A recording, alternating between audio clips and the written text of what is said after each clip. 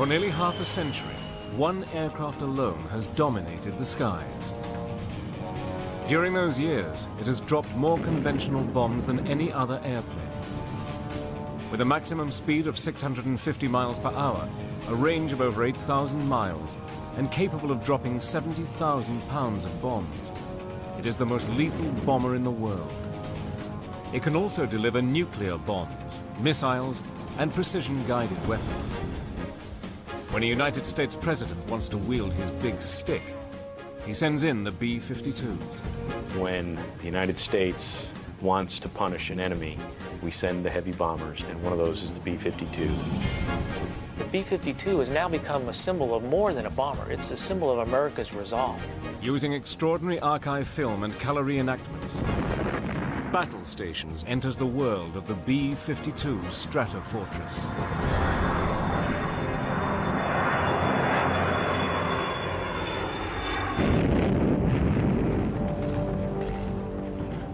As far back as World War I, the use of aircraft as a means of delivering explosives was accepted as an effective way to strike at the enemy. As aircraft became bigger, so too did the amount of bombs they could drop. With the outbreak of World War II, Adolf Hitler unleashed his bombers, smashing enemy territory in advance of his armies.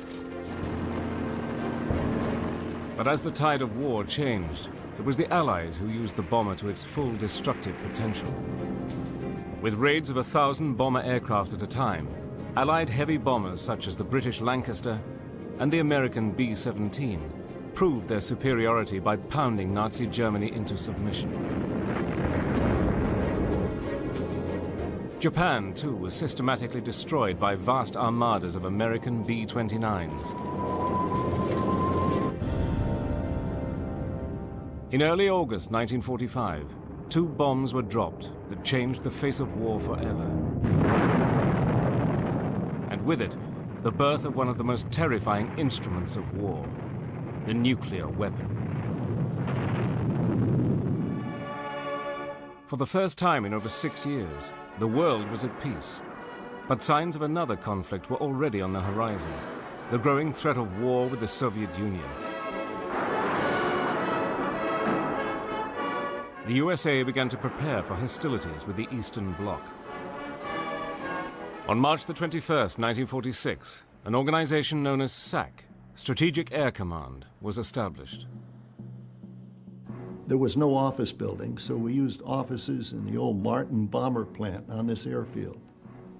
And we start seeing people that we had fought the war with coming from all over the place, mostly all B-29 types. SAC wanted air combat units capable of flying huge distances and employing the latest and most advanced weapons. But what America did not have was an aircraft powerful enough to meet these intense requirements. With this in mind, the Boeing company began working on various designs for a long-range bomber. These included radical swept-back wings and jet and conventional propeller-powered aircraft. But it wasn't until October the 21st, 1948, that Colonel Henry Pete Worden of the Wright Air Development Center met with Boeing engineers. They arrived with a wealth of documents and designs, but Worden paid little attention to the paperwork and requested a prototype using turbojet engines. He wanted the plans for this new prototype, and he wanted them fast. Pete Worden gave them just 2 days. It was a daunting request, but the team were not going to let Worden down. We were the ones that had to do it, and we knew what we had to do. And you see, I had all my aeronautical data on the B-55 because I just made a report on the airplane to Pete Worden earlier that week. So we had all the data, but we had to move it into the size of the B-52. The genesis of the mighty B-52 came about in humble surroundings, in a room of the Van Cleve Hotel in downtown Dayton, Ohio. It's a classic small-town hotel. I think the Boeing company had a suite on the 7th floor. It consisted of a kind of a sitting room. It had a big round table and a couch. So that was a suite. It was pretty good for the Van Cleve. The first thing we did on Saturday morning is we kind of figured out what we needed to do. We needed some drawings. We needed a performance document. So Vaughn and I, we were the airplane technical people. So we started in on the performance, taking my B-55 data and transferring it into the bigger airplane. And Ed Wells and George Shire disappeared. And at the time, we didn't miss them until they were gone. They came back about 2 hours later with some balsa, and what they'd been out doing, they decided they wanted a model, and they had to go around to the model shops and find the biggest piece of balsa in Dayton, and that set the scale of the model. Shire was the best aerodynamicist in the world, and Vaughn and I were a little upset with him because here we had this massive document to put together, and here he was sitting in the corner whittling a model. But anyway, that's what he did. Over the following 24 hours, the aircraft began to take shape. It would be an 8-engine jet using podded pairs of the Pratt & Whitney engines. It would have a top speed of 490 knots and the potential to deliver a 10,000-pound bomb load over a range of 5,320 miles. It would also have a radically redesigned wing with a span of 185 feet. By Sunday noon, we had things pretty good shape, so we called in the secretary of the Boeing office there, Miss Hines, and she typed up all the material that we'd written. The document has a few pages in it. On the Monday morning, they presented their work to Colonel Warden. He was impressed with the jet-powered plans and asked the Boeing engineers to continue with the design.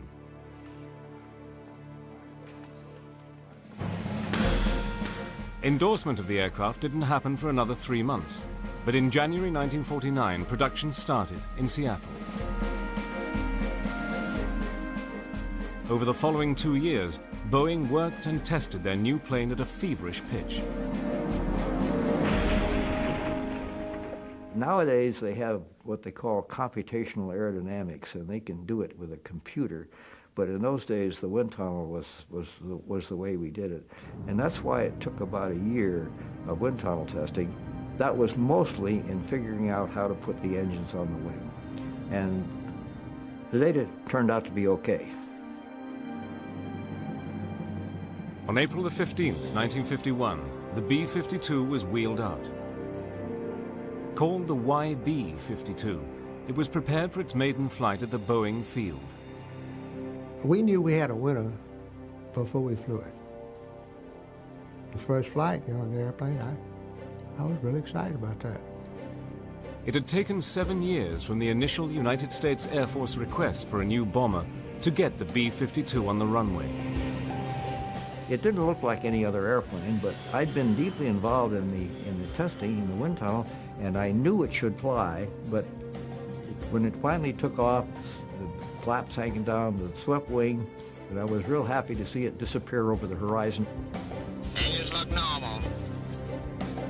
The test flight entailed checking out the airplane and checking out the systems. Now, like for instance, the control forces turned out to be many times greater than what they should have been. And so it took both of us to turn the airplane under certain conditions. All you have to do is fly upside down. Now we'll try. The flight lasted 2 hours, 51 minutes and ended with a perfect landing at Moses Lake. Feels like an airplane now. It was universally agreed that Boeing was onto a winner. Over the next 3 years, Boeing and the United States Air Force tested, developed, and refined the aircraft. Many improvements were made. One of the most noticeable was by the head of Strategic Air Command, General Curtis E. LeMay, that they changed the crew seating configuration. Now, the first airplane did not have the right cockpit on it. General LeMay decided he wanted a side-by-side cockpit. And we didn't have the time to hit the first airplane. So the first 3 or 4 airplanes that came off the line were B-52Ys, I think, and they had the tandem cockpit. Finally, in 1955, the new B-52 was revealed to the public and ready for active service. But the Soviet Union had by now developed its own atomic and hydrogen bombs, and America desperately needed a heavy bomber to strike back if necessary.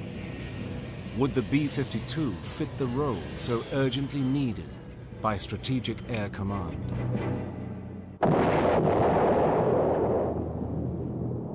During the mid-1950s, the Soviet bloc began to build a terrifying arsenal of nuclear weapons.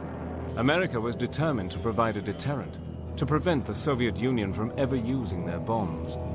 This era of the Cold War now needed a strategy.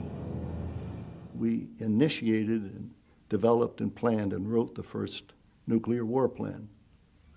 It was a SAC war plan, but it became a national war plan.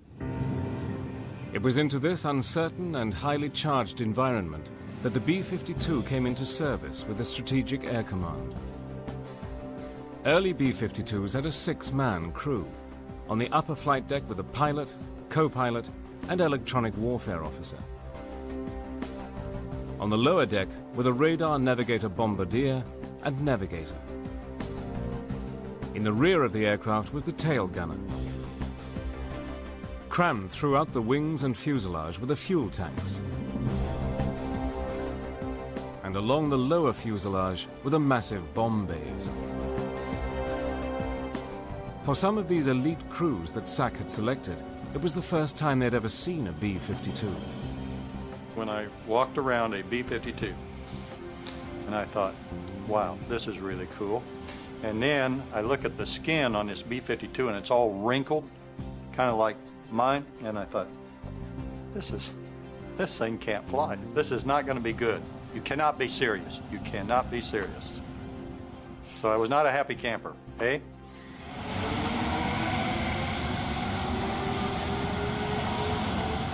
I was just absolutely awestruck by the sound, the noise, the motion of the airplane, but it did fly and it flew very well. It took a lot of strength and very fatiguing. Imagine yourself told to drive a big 18-wheeler Mack truck down the highway. Not only down the highway, but into the neighborhood and around the corner and back it up. And that's what a B-52 feels like in comparison, say, to an F-4 fighter, which is like driving a Lamborghini. You put the throttle forward on all 8 engines. The entire airplane shakes. You have this noise, and it's sitting there on the end of the runway. Everything's vibrating. You know, it's almost like a sprinter ready to take off.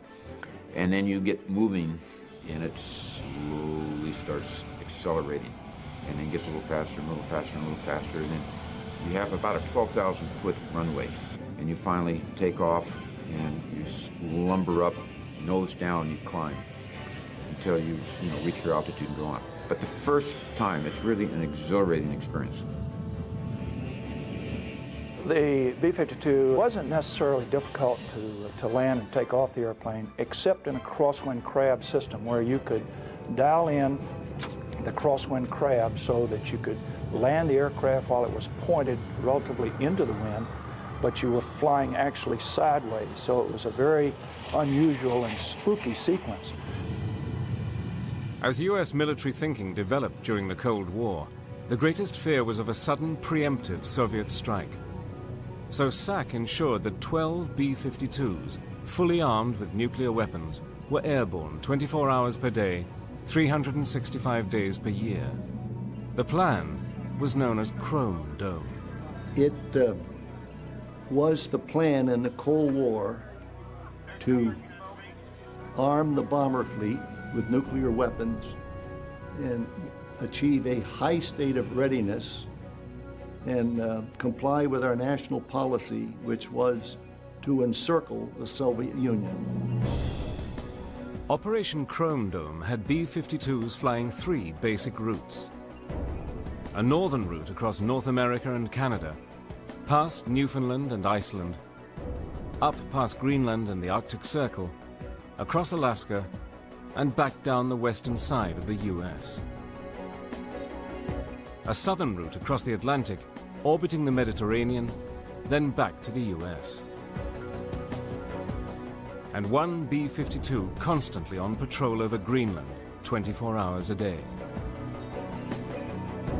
Each patrol was designed continuously to monitor critical targets in the Soviet Union that would never be more than 2 hours flying time from a patrolling B-52. But these missions, some as long as 26 hours, took incredible stamina on the part of the crews.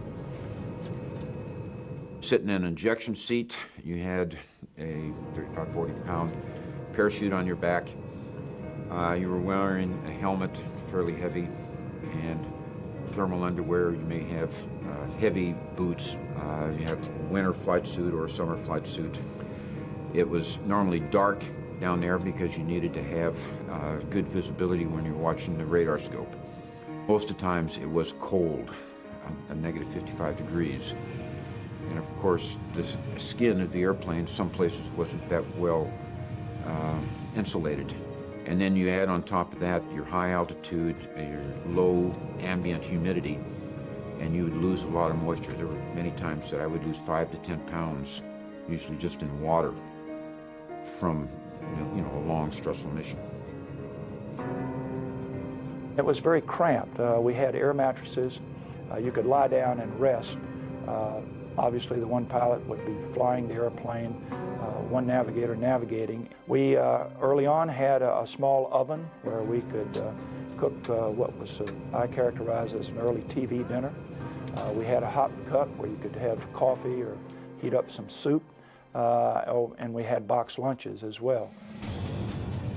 Although with a range of over 8,000 miles, the Cold War B-52s had to refuel twice on each mission. But with these massive aircraft, each refueling was a maneuver fraught with danger. You are in very close proximity to the airplane. And you imagine driving down the highway, you like to have 2 seconds between cars. Well, we're talking maybe 20 feet between the airplane that's above you and the bomber right below. And at a fraction of a second, if you hit an air bump or some kind of clear air turbulence, you have the capability, of his tail coming down and your nose going up. And yes, it could ruin your whole day. The boom operator in a tanker, he flies the boom. You had to fly the B-52 into this envelope, into this narrow airspace under the tanker that the boom operator liked. And some boom operators were so damn picky that if you didn't have it within a foot where they wanted you, they wouldn't stick the boom in. And I'd say, put the damn thing in, you jerk. Any time of the day or night when you were the pilot and were air refueling, taking on at least 40,000 pounds of fuel, when I finished, my body would be wet, just absolutely soaked. Perspiration. From October the 1st, 1957, during normal periods of readiness, 40% of SAC's bomber force was on continuous ground alert, ready to get airborne at 15 minutes notice. When that klaxon went off, of course, you never knew for sure whether it was a training exercise or whether it was a real thing.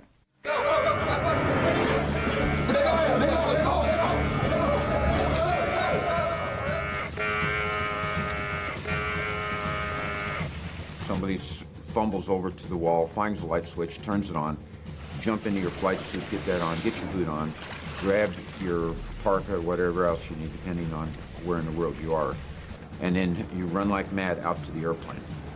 And then the heart starts beating and the adrenaline starts, because you don't know what's going to happen. And the next message may be the, call to go to war. Despite the hardships and training, the reason why the crew's alertness was so vital was that every B-52 was armed with up to 4 thermonuclear weapons. Each warhead was more than 1,700 times more powerful than those dropped on Japan. And if they were needed, then only the president could order them in.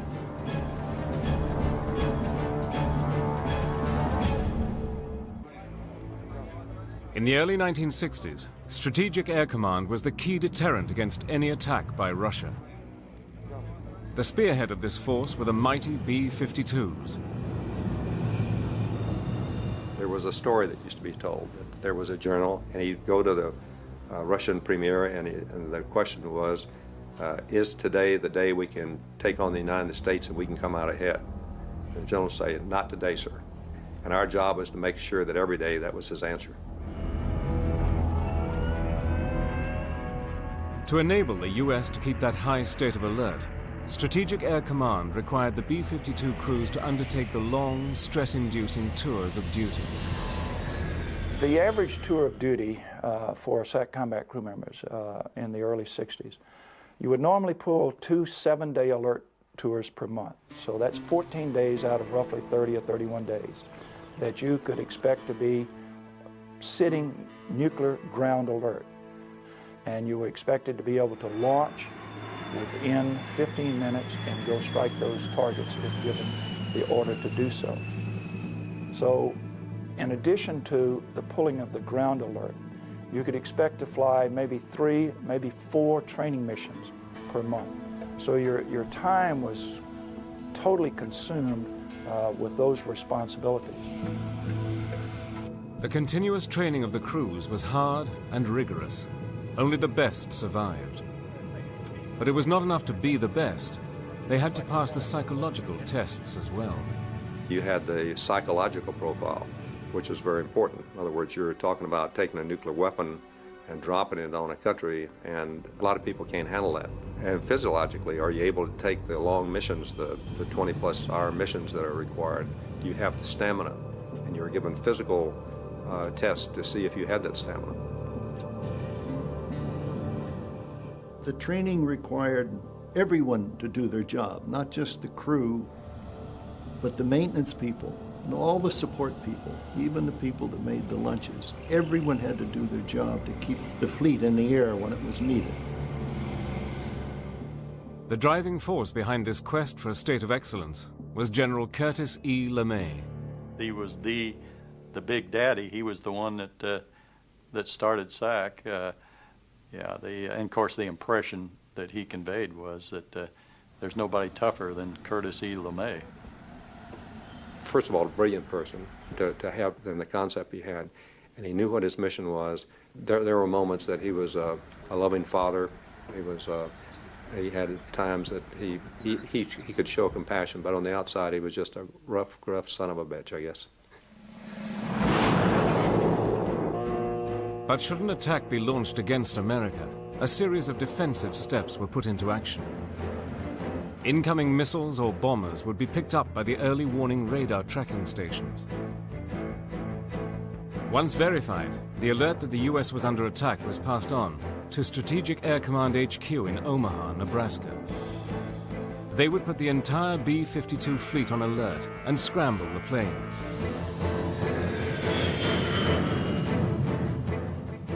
SAC would then consult with the White House. The president was never more than a few feet from the war plan. If, and only if it was necessary, the president would give the final order to go. Then the B-52s that were already airborne would receive their coded instructions, known as the go codes, to fly to their targets. There was a coded message that you would receive, and it required you and another what they called positive control crew member to authenticate this message. And it was there was a code. The code was a letter code. If you and the other positive control, which was the radar navigator, the bombardier, if you will, and if both of your cards matched the message, then that meant it was an authentic message, and it would authorize you to strike your target. Most B-52 crews had already made arrangements with their families for when and if they were ordered to bomb their targets. I had taken the opportunity, as had many other SAC combat crew members, to instruct my wife as to what she needed to do given a nuclear attack on the United States. And that included putting together the items and materials that she would need to take care of the children, packing the automobile, and have it ready to go to leave the immediate target You know, our SAC bases were all targeted, and get away from it. Every mission carried with it an awesome responsibility. Roger, looks like it's a kind of a terrifying thought.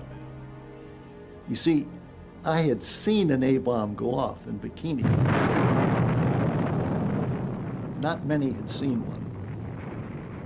And I knew how horrifying it was, that we were carrying things much, much more powerful.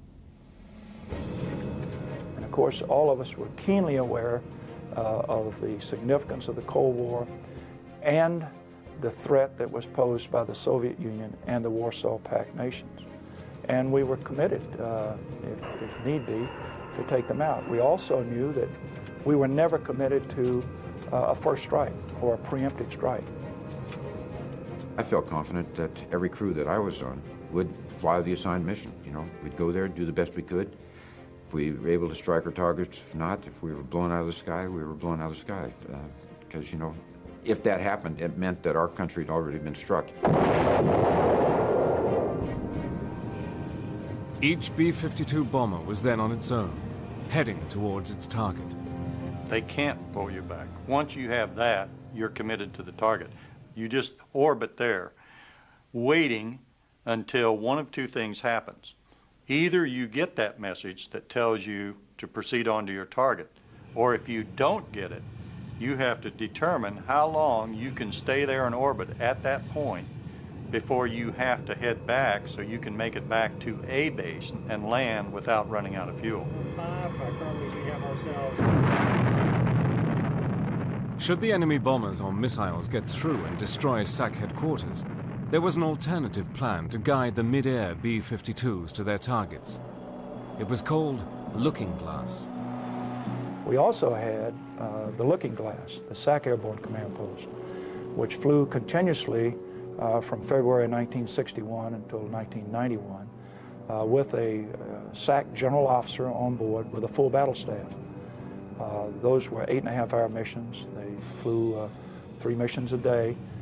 And of course, that system was designed, if Strategic Air Command headquarters was lost due to an attack, then that general officer would find himself running the war and talking to the Commander-in-Chief, the President of the United States, and the Secretary of Defense. I was privileged to fly 358 of those missions in the 10 years I was a SAC general officer. This flying command center was a vital linchpin in the doomsday scenario. But thankfully, it was never needed, as just one misguided bomb would have resulted in a nuclear catastrophe, with potentially not a single living thing left alive on the planet. But accidents with all these nuclear-armed bombers did happen. And when a B-52 with 4 50-megaton bombs crashed, the world held its breath. During the Cold War, nuclear-armed B-52s patrolled the skies 24/7, ready at a moment's notice to deliver the most powerful bombs in the world. Those bombs were never dropped in combat, but on more than one occasion, they were nearly detonated by accident. On January the 17th, 1966, a B-52 on regular Mediterranean patrol was refueling at 30,500 feet over the coast of Spain. We had a mid-air collision over Spain between a B-52 and a KC-135 jet tanker. The KC-135 crew was lost. Many of the B-52 crew survived. The weapons were deployed, if you will, and had to be recovered from the sea, and it created quite a sensation. We were successful in recovering those weapons, and the safety that was built into the weapons. There was never any concern about a nuclear detonation. After another incident in Greenland, neutral governments began to object that B-52s armed with nuclear weapons were flying over their territory. The risk of a catastrophe was too great. And the introduction of intercontinental ballistic missiles, ICBMs, and nuclear submarines had given the United States an alternative retaliatory arsenal. Those events created such a stir on the world scene that Strategic Air Command and the civilian leadership of the United States decided to stop them, to curtail that operation. In September 1968, the air alert system of Chrome Dome was decommissioned. For the men who had flown those missions, the B-52 had fulfilled its role as a world peacekeeper. Looking back on it, I don't regret the 17 years I spent in SAC. I think we did a lot for our country. I think one of the things we were talking about is that most people think the Cold War just ended. It doesn't. We say that SAC won the Cold War. For over 10 years, the B-52 had patrolled the skies, waiting for the go codes that fortunately never came. But its days as a bomber were not over. It was about to take on a new mission over Southeast Asia.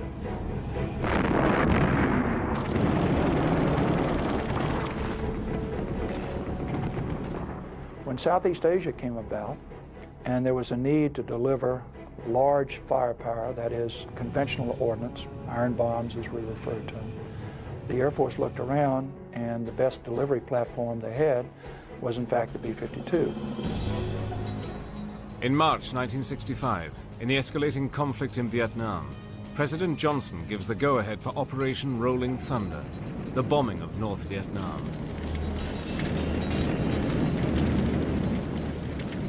Again, the B-52 is mobilized, and again it is modified to conduct its mission. We modified the B-52D models with what we call the big belly modification to the point where between external and internal carriage, they could carry 108 750-pound bombs. From 1965 onwards, the B-52D big belly versions would carry the burden of the conflict single-handedly, until joined by the B-52G versions in the final stages of conflict. Between 1965 and 1968, in Rolling Thunder, B-52s flew more than 2,000 sorties and dropped over 630,000 tons of bombs. This was the first time that the B-52 had entered the theater of actual warfare. I had already told my crew, if we get hit, we're going to ride that airplane until it blows up. I didn't think they'd be taking any prisoners. When you were flying over there, it was a large, non-stealthy airplane. When you would put a radar scope on it, it would stand out almost like a flashlight because of the sides. You know, it was metal sides and it would reflect radar energy. That's why there were so many ECM, electronic countermeasure aircraft flying with the missions and the electronic countermeasure officer on board. But still, even with that, it was pretty much a sitting duck at high altitude.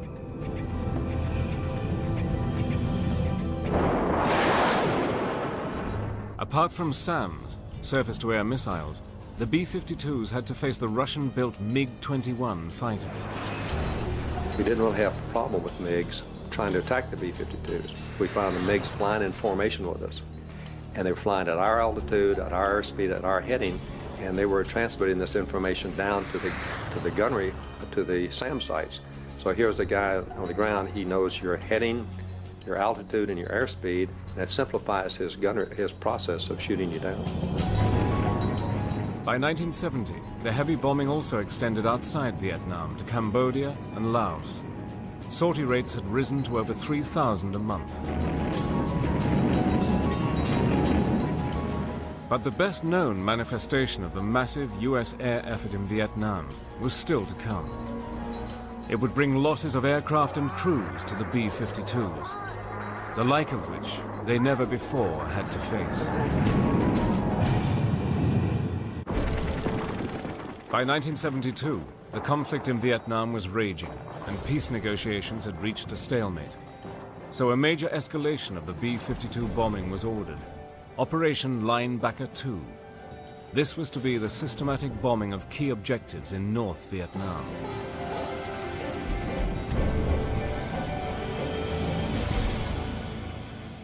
So December 15th, we got the alerting order, Linebacker 2, and for security, nobody was allowed to go off base or make off-base phone calls. And so we were told to prepare for a 3-day maximum effort mission with the possibility of extended indefinitely. And at that time, we were told the targets would be Hanoi. Normally, when you briefed, you had a cell, 3 B-52s, 18 people, and usually they were talking to each other and the briefer's trying to brief, and nobody pays any attention to him because it's the same briefing every day. And we go in this room, the room's packed with crew members. And this briefer could have spoken without a microphone, in a whisper, and everybody in the room would have heard every word he said. It was so quiet in that place. The thing I remember is looking around and I thought, you know, some of us probably aren't going to be alive. Some of us are going to be dead in 4 or 5 hours. We're not coming back. 3 days into the operation, on the evening of December the 20th, John Newell's B-52 was making its bombing run over Hanoi when it came under attack by SAM missiles. To see these lights, these little spots of light, and then as they came up through the undercast, you could see the rocket plume of the engine of the surface-to-air missiles. And there were a lot of surface-to-air missiles coming up, a lot. Check left, check left. I got it. E-Dub, are you targeting anything? We've got something off the nose. Just about 5 seconds before bombs away. And I looked out and there's this, I could just see this huge SAM right off the nose of the airplane. I thought, get above us before you detonate. Check left, check left, check left. I got it. We got a SAM tracking up off the nose. It looks like it's going to detonate above us. Okay, looks like it flew in front of your windscreen there. The next thing I knew, the airplane was in a 30-degree bank.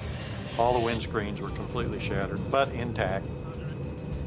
And half the red lights in the cockpit were on.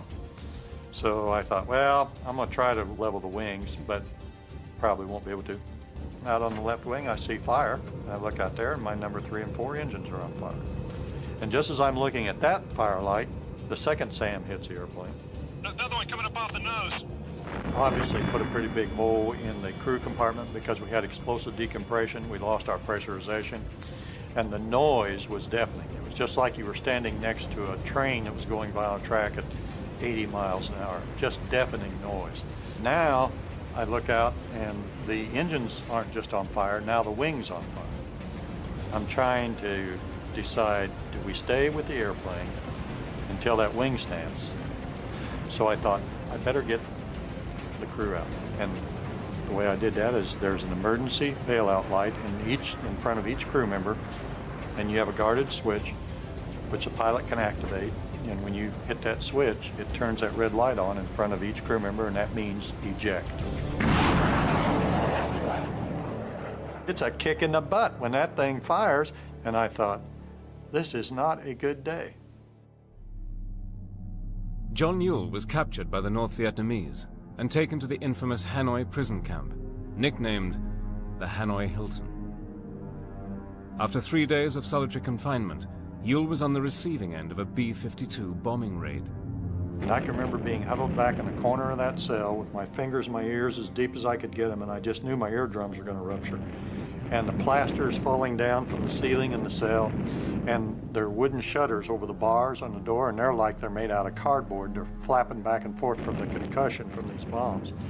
And I'm sitting there thinking, 3 nights ago, I was up there dropping those bombs.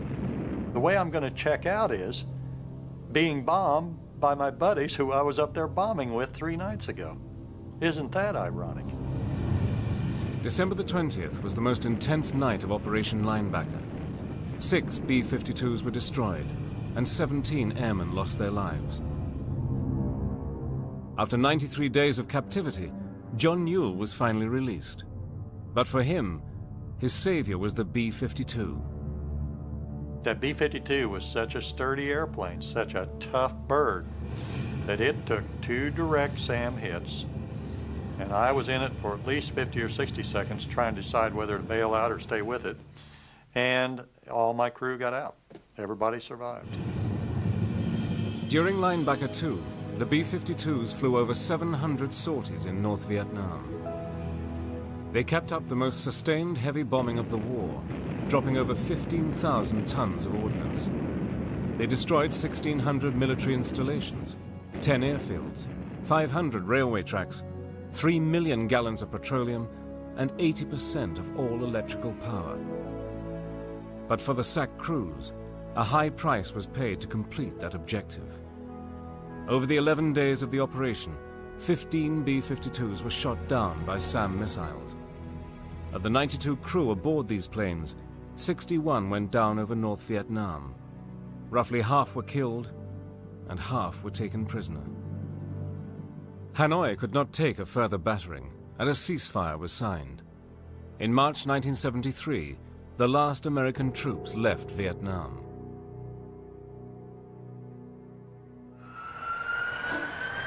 Throughout the 1980s and 90s, the B-52 remained the principal strategic heavy bomber in the U.S. air fleet. Constantly updated to incorporate the latest airborne technology, the B-52 was always ready to go into action. On September the 11th, 2001, as it neared its 50th birthday, the B-52 was called on again. On the 11th of September, we were in the middle of an exercise, and we watched the airplane hit the second tower, at which point we knew then that this was not just an accident, that it was an attack on the United States. So it really hit home at that point that we needed to take the attack back to the enemy. Their targets were the Taliban extremists, who for 5 years had held the Afghanistan people in an Islamic reign of terror. Home to the Al-Qaeda terrorists, this organization was held responsible for the September 11th atrocities. So began the war on international terrorism. The B-52 has at least 3 different precision weapons. Those bombs can drop within 40 feet or 13 meters, but we have seen in actual combat that we're actually beating that by a long margin. On the 10th of November this past year, we had an Air Force staff sergeant on horseback in Afghanistan who was under attack.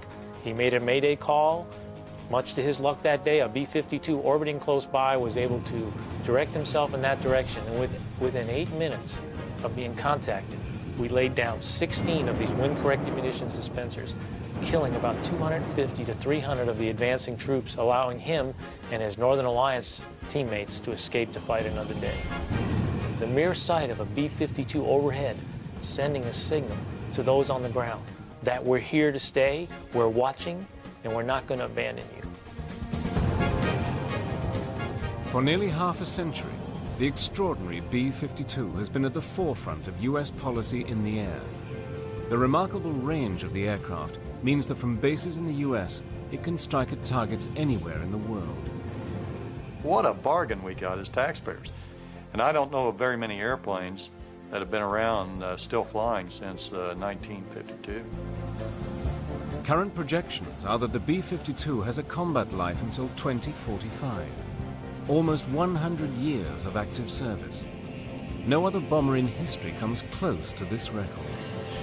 I believe it will probably be the most famous airplane ever, and certainly one with perhaps the longest longevity of any combat airplane that we've ever had in the inventory. Started in the 40s, 50s, 60s, 70s, 80s, 90s, you know, and now the 2000s. So the original designers, give them an attaboy for me because they did a very good job.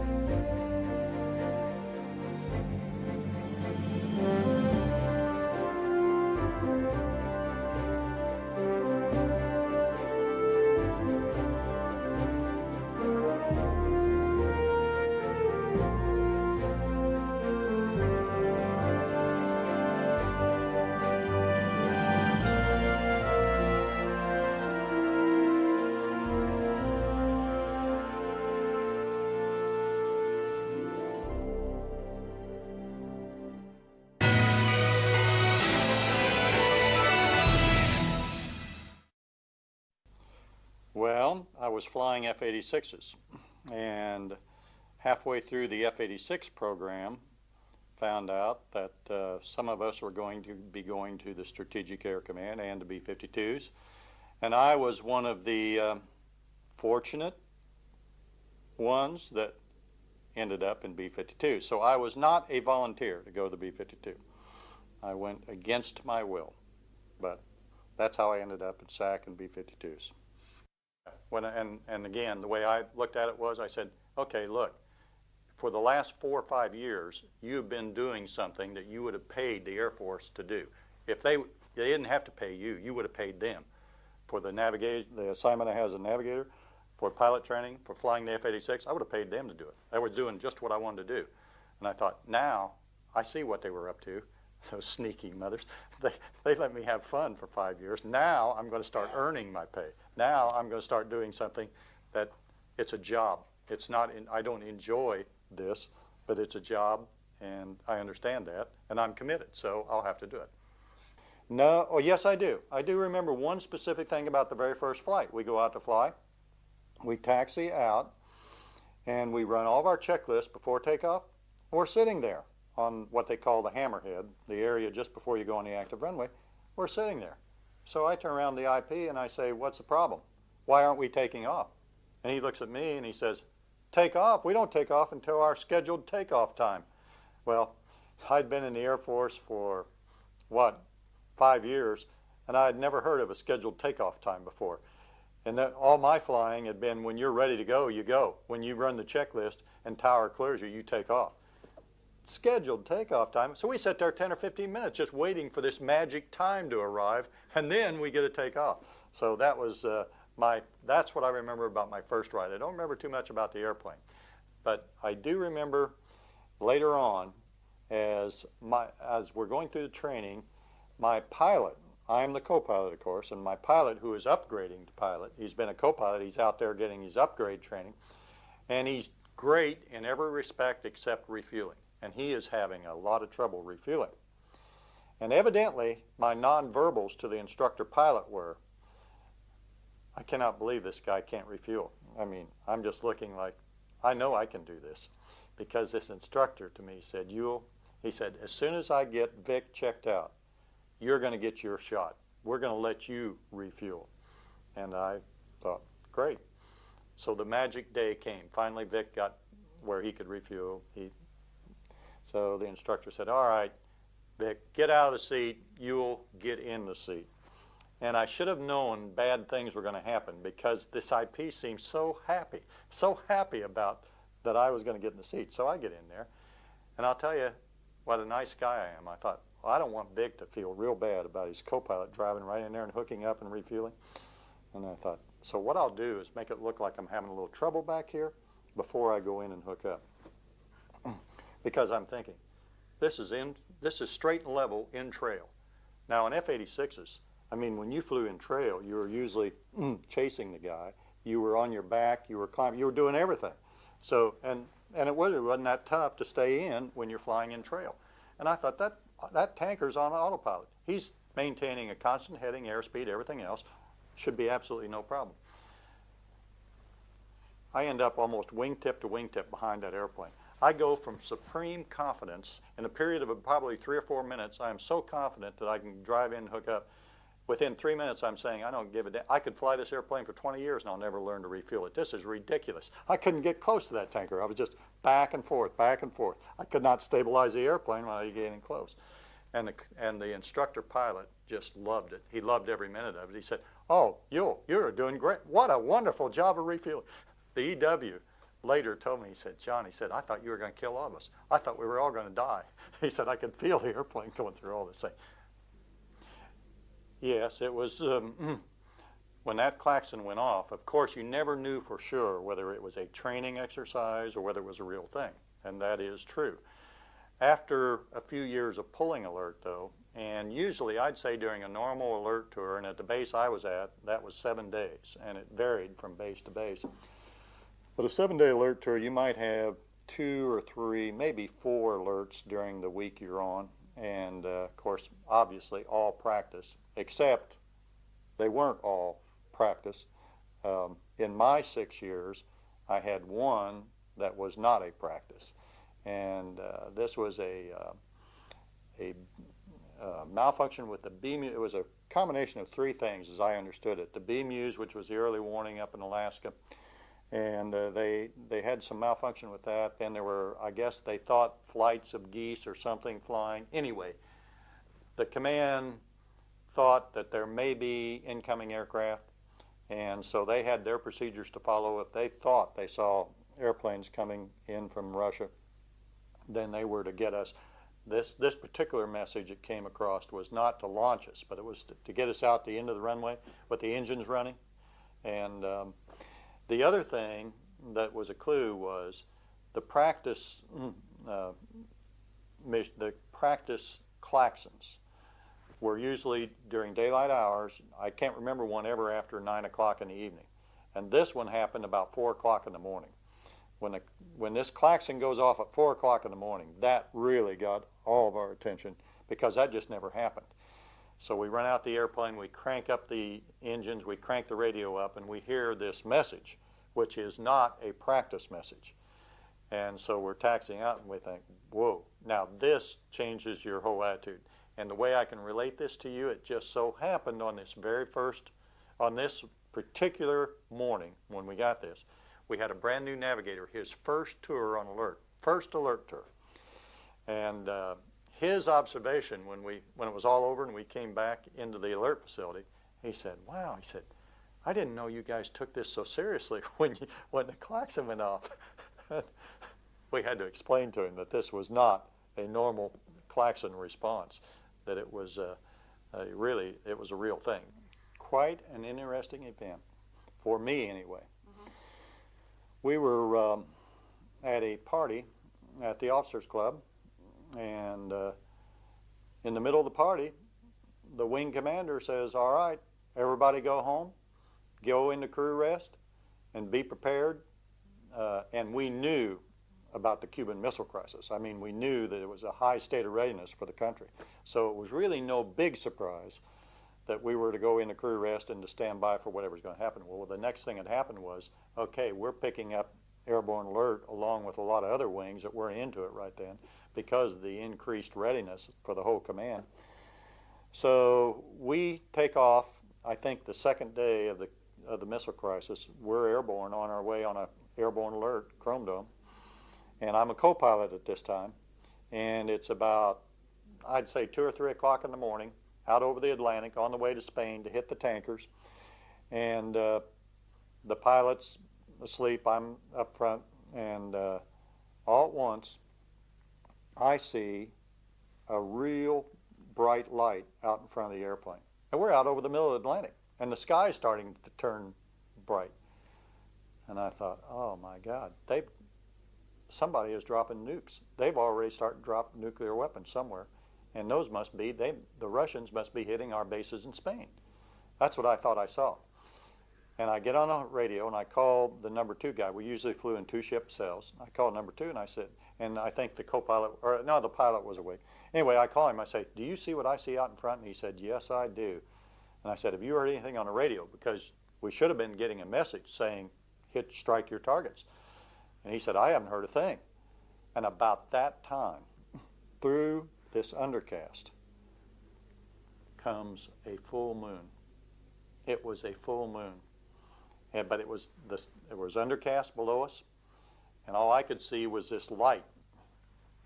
I had never felt so relieved in my life when I saw that it was a moon. I'll tell you, I was terrified. I was terrified when I saw that moon before I knew it was a moon, and that sky lighting up when it shouldn't have been lighting up. I just knew that World War III had kicked off. You know, I don't remember, except for the Cuban Missile Crisis, that was very stressful. But the rest of the time, even on the airborne alerts, I don't remember it being that stressful, except, like say, night refueling sometimes, if you were in weather and having to get to fuel at night, and landing at night and weather maybe a problem. Other than that, I didn't sense it so much, but I did sense it years later in my civilian job, and when I worked for the United Way, and we'd have a campaign, and there was a dollar goal set, and at the end of the at the last week of the campaign trying to reach this dollar goal, and everybody, all my coworkers would be so stressed out. And I thought, what is the big deal here? You know, so what if we don't make this goal? So what? And you know, to them, this was life and death. And then it finally dawned on me. I thought, you know what? This is probably the most pressure they've ever been under in their lives, is this. And I thought, oh, wow, what a way to go through life.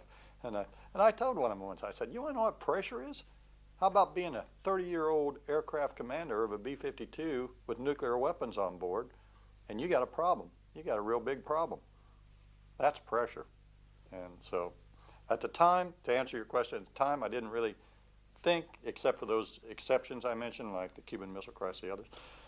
But it wasn't until years later that I looked back on it and I thought, hey, that was some pressure I was under at that time, but I don't recall it now as being that great.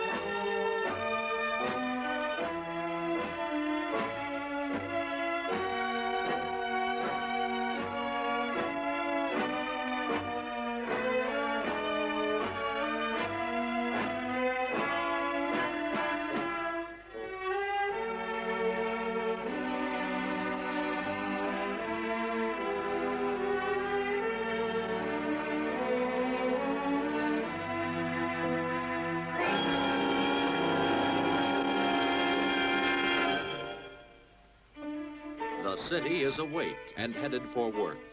Most of the occupants of these cars know that when 5 o'clock rolls around, they can head for home. Most of them. But a few, like the man in this car, will have to work a little longer. Maybe by noon tomorrow his job will be done. Maybe. But no one, especially him, will lay bets on that. And he wouldn't have it any other way.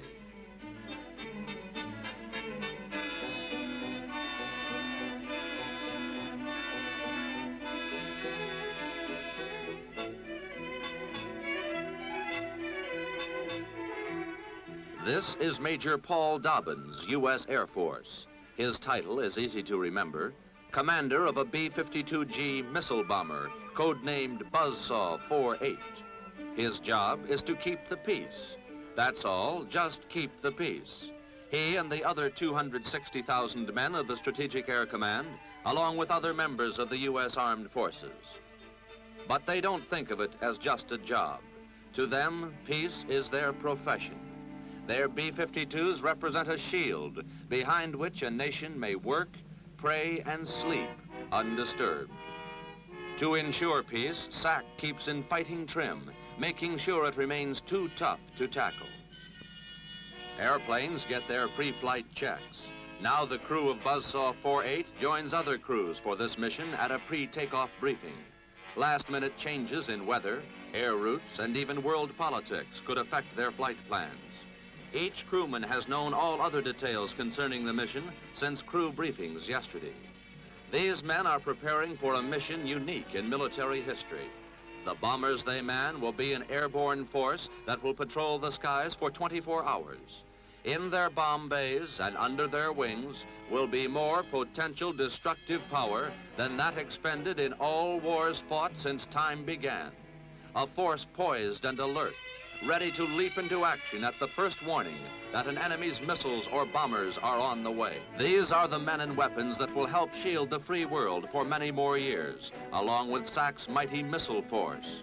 But man is the vital element.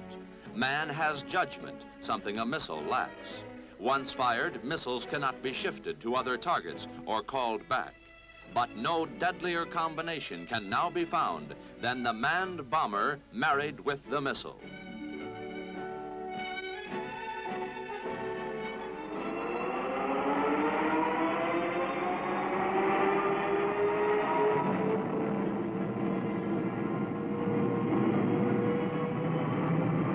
Tower, this is Buzzsaw 48. We're taxiing. Roger, 48. You are cleared for runway 35. The men of Buzzsaw 48 and the airborne alert mission they fly could be compared to the club carried by the prehistoric caveman. That club represented what is known today as the deterrent concept, preventing an enemy from attacking because he knows that an attack would mean instant and devastating retaliation.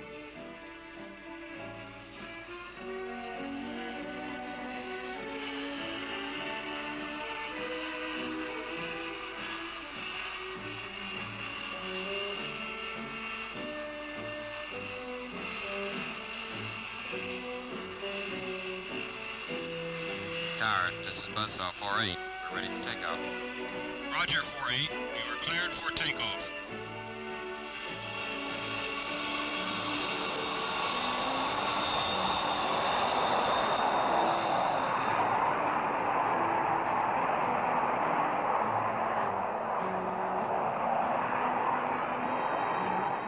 But this retaliatory force is not a wooden club.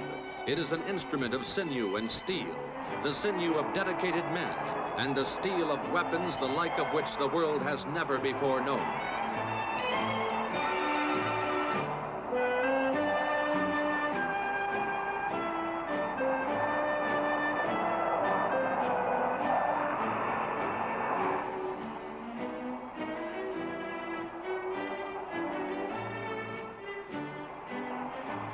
Now the mission begins. Operation Skywatch, a 24-hour hack, any minute of which the order to attack might be given.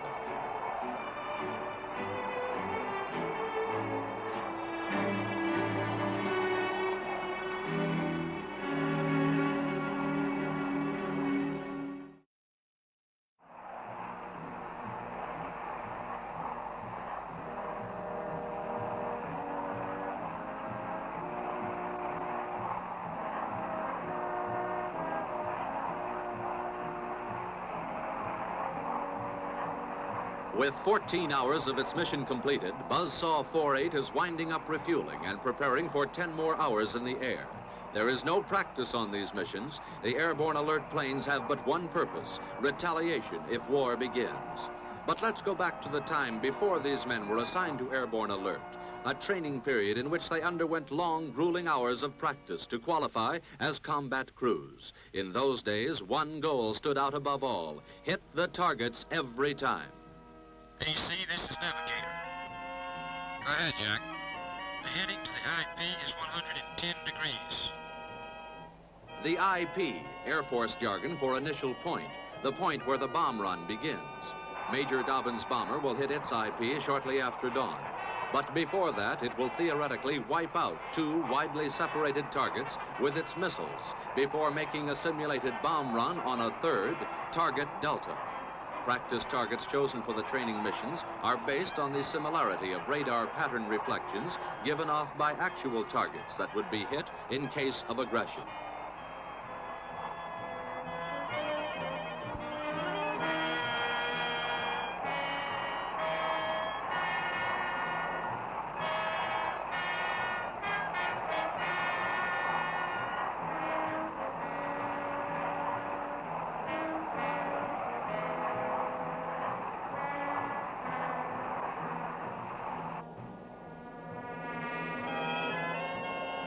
This is Navigator, AC.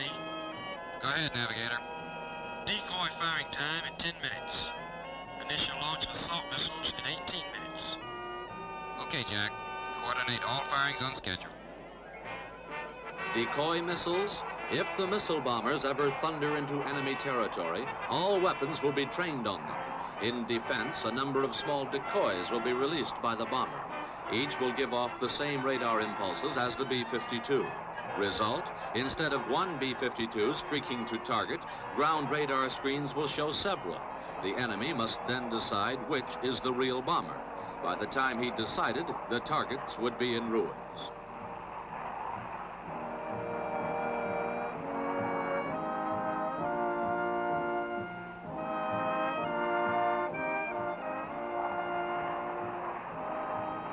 AC, this is Bombardier. We have target on scope.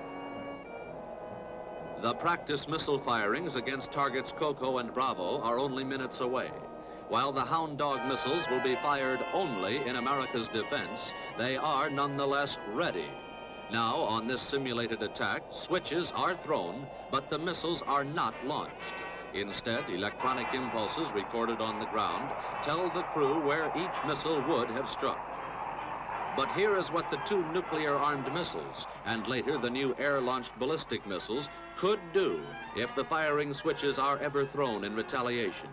Two strategic targets many hundreds of miles apart would be leveled, while Buzzsaw sped on to drop its bomb load on a third target.